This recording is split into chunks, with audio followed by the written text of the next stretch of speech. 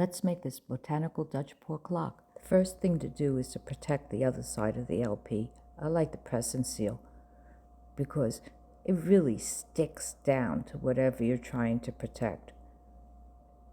So just getting it flat there, and then I'm going to trim off the excess. I'm cutting within about, half an inch or so from the edge of the album, and this way there'll be a place for the tape to stick that we're going to apply to hold down the plastic and protect the edges of the album. And for that, use the frog tape. Really, it's worth every extra penny for it. I've used the blue stuff and the cheap green stuff, and it always winds up making a mess. So here I'm just following the edges of the album, holding down the plastic. I'm going to finish it up. And then give it a good burnish. Really, really push down on all those edges. And there it is. Some Windex on the other side for those oils from fingerprints. It's earthtone colors today. I had a mix of Amsterdam deep gold and Liquitex gold, Amsterdam burnt umber, titanium buff deep, Liquitex lamp black, Amsterdam bronze, and Amsterdam burnt sienna. Let's get that paint on. I'm doing a split base today, so I'm going to layer down that gold first, basically dividing that record in half, really gooping up that gold. I think gooping up is the technical term for this. Now I just spread it around.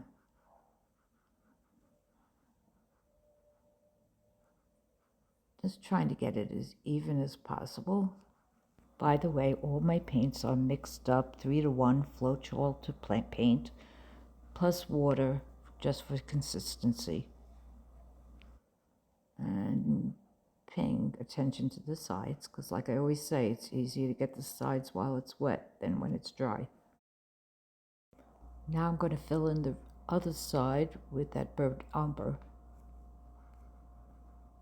Just to be aware, burnt umber is one of those colors that dries a lot darker than when it first goes on.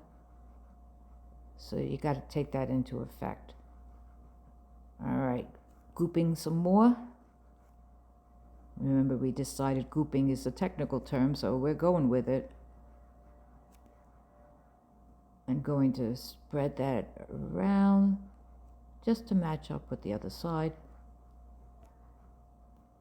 Once again, get it as flat and even as I possibly can. One more time, I'm going to hit up the sides. And that's a base.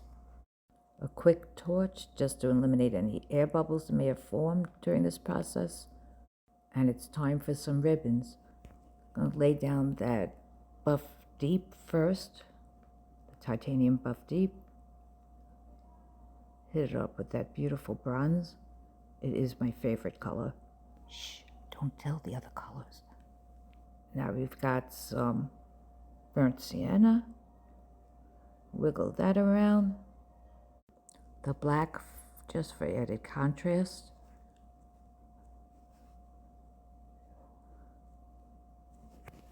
Some burnt umber. Bring in the base color, titanium buff again, another bunch of bronze, some burnt sienna, and I'm going to get some of that burnt umber up on the other side by the gold, and some of the gold over by the burnt sienna side. Now to help the flow of the paints, I'm adding some more burnt umber to the burnt umber side and some gold to the gold side. That'll just help the paints flow. And I think we're ready for some action. I'm taking my mini blow dryer here, which is sold on Amazon as the world's smallest leaf blower, which is hysterical. But the idea is just to make some basic kind of petal or leaf shapes that when all together the composition will make this a botanical style Dutch pour. And you can see how the mini blow dryer is blowing across the paints, helping them intermingle, mix a little bit. And remember, the idea is to get an entire composition that suggests leaves. And I apologize for the really annoying glare. One of these days I'll figure out how to eliminate that. Maybe. And I'm applying the same technique and the same process to the other side over here. Getting those colors to mix, kind of churning the paint and form a cohesive composition.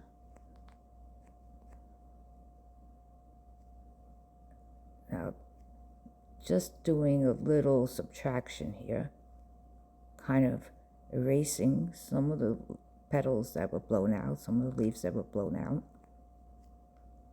by blowing the base over the pattern. And now some fine tuning. Decided I want this leaf to be a little bit lower or higher, depending on how you're looking at this.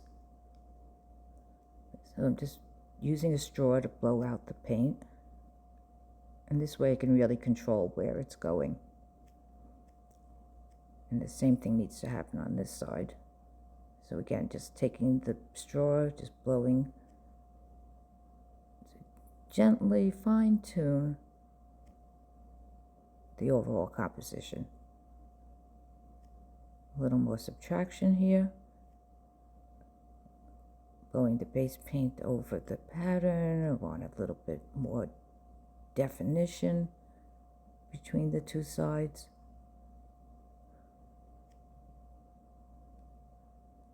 Yeah, and that, I think that does it. I'm going to add a little bit more structure to the leaves by tracing a line. Basically, it's like the stem of the leaf, I suppose, or the vein that goes down the center of the leaf. Twirl it around in the middle so it looks attractive. Now to make these leaves look more like leaves, I'm going to grab my dotting tool. I'm just tracing lines from the base in towards the pattern of the leaves. I'm just going to give it more of a botanical feel. And here you could see the base is just being pulled in, and it gives some additional botanical feel. All right, I sped this part up, working my way around. It's pretty much anywhere where there's this, I don't know what you call it, incropping, inside gap, I don't know. But I'm, again, just pulling the base paint around and down and in and giving it more structure. Okay, it's time to add some frills to these leaves. You know, just like little tendrils. And I'm just pulling the paint from the pattern out over the base. Anywhere there's this natural outcropping. And you could see, and just give it a little curlicue every so often.